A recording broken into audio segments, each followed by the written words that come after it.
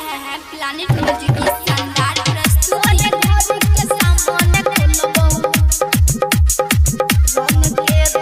Music director टुनटुन बाबू सलहा Hajipur Vaishali.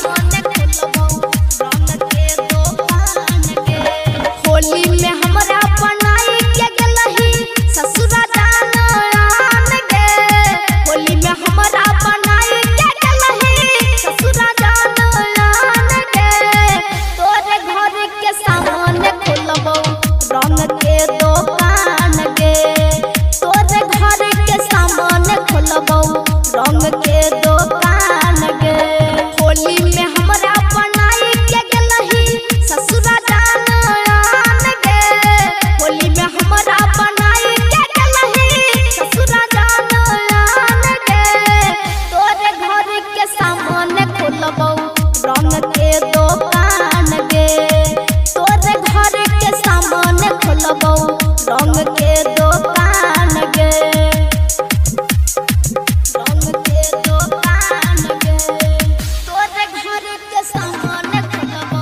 Music director टुनटुन बाबू सलहा हाजीपुर वैशाली। रंग के दुकान गे।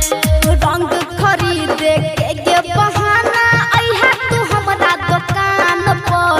ललका पियर का रंग के देबौ तोरा हम कमे दाम पर। तोरा से हमरा इहे बहाना हो जतै मुलाकात गे।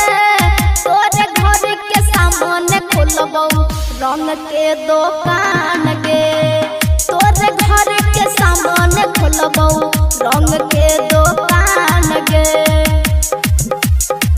रंग के दुकान गे। तोरे घर के सामने खोलबौ। म्यूजिक डायरेक्टर टुनटुन बाबू सलहा हाजीपुर वैशाली। रंग के दुकान गे। राइटर राधे राघव के बना दलही तू जान आन गे। तोरे के माने रहोगे जान सुनो ना अपन परान गे। राहुल के तोरे दलही तू जान सगरो यार मान गे। तोरे घर के सामने खोलबौ रंग के दुकान गे। तोरे घर के सामने खोलबौ रंग के दुकान गे।